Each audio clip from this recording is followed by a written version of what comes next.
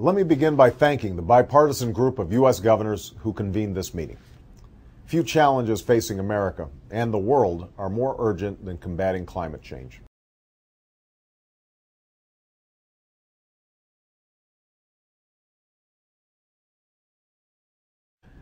The science is beyond dispute, and the facts are clear.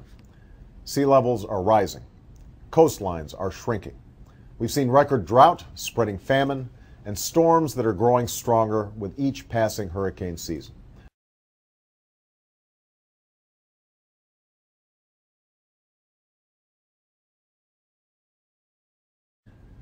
Climate change and our dependence on foreign oil, if left unaddressed, will continue to weaken our economy and threaten our national security.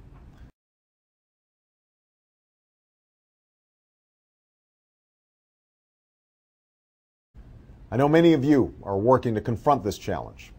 In particular, I want to commend Governor Sebelius, Governor Doyle, Governor Christ, Governor Blagojevich, and your host, Governor Schwarzenegger. All of you have shown true leadership in the fight to combat global warming.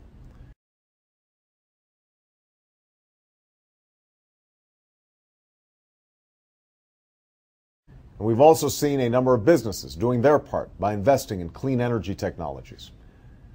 But too often, Washington has failed to show the same kind of leadership. That will change when I take office.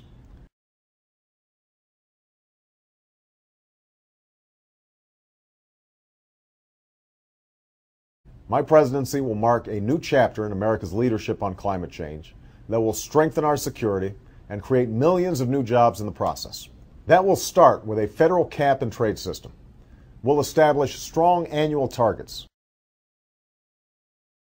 Okay. Let me sort of describe my overall policy. I mean, what I've said is that we would put a cap and trade system in place that is as aggressive, if not more aggressive, than anybody else's out there. I was the first to call for 100% auction on the cap and trade system. That set us on a course to reduce emissions to their 1990 levels by 2020 and reduce them an additional 80% by 2050. Further, we'll invest $15 billion each year to catalyze private sector efforts to build a clean energy future. We'll invest in solar power, wind power, and next-generation biofuels.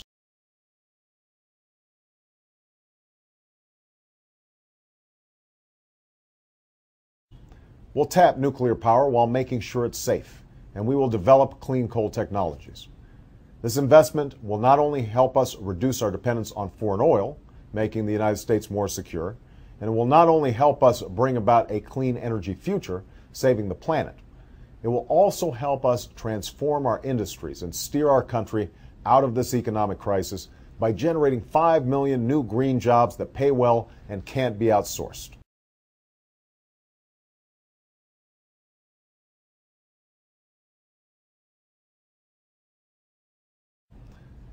The truth is, the United States can't meet this challenge alone. Solving this problem will require all of us working together. I understand that your meeting is being attended by government officials from over a dozen countries, including the UK, Canada, Mexico, Brazil, and Chile, Poland, and Australia, India, and Indonesia. And I look forward to working with all nations to meet this challenge in the coming years. Let me also say a special word to the delegates from around the world who will gather at Poland next month. Your work is vital to the planet. While I won't be president at the time of your meeting, and while the United States has only one president at a time, I've asked members of Congress who are attending the conference as observers to report back to me on what they learned there.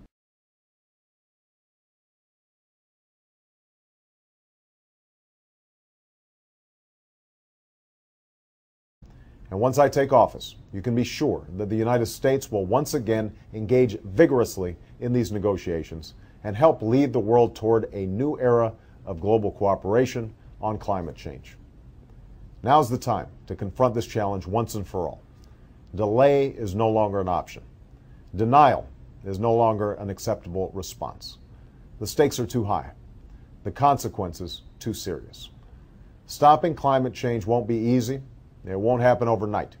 But I promise you this, when I am president, any governor who's willing to promote clean energy will have a partner in the White House.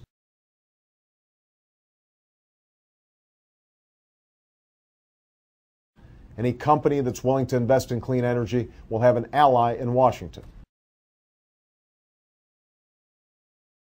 It's just that it will bankrupt them because they're going to be charged a huge sum for all that greenhouse gas that's being emitted. And any nation that's willing to join the cause of combating climate change will have an ally in the United States of America. Thank you.